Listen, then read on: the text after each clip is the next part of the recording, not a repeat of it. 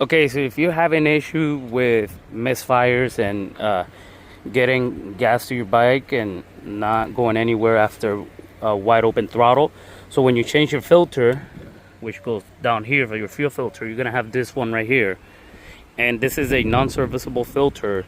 And what we're doing is we're soaking it on degreaser, super clean, strongest degreaser out there, and some brake cleaner, and we're just blowing it out with some extra air.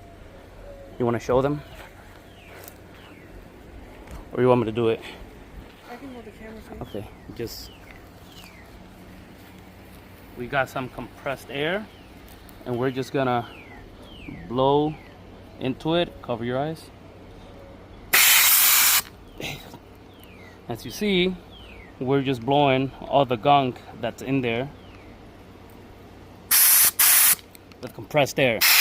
So we're gonna repeat these a couple of times, and hopefully it works. Okay guys, so the bike ran great. It's very powerful. It has a lot of power. So if you're having the same issue where your bike won't rev past 8,000 or 6 or 7, at some point mine wasn't revving past 4,000 RPM. Even in neutral, it wouldn't rev. And like I said, I have changed already the fuel filter, the pump. I checked the coils, spark plugs, all of that. Fuel injector cleaner, nothing worked until I checked that secondary fuel filter. So make sure you clean it very good.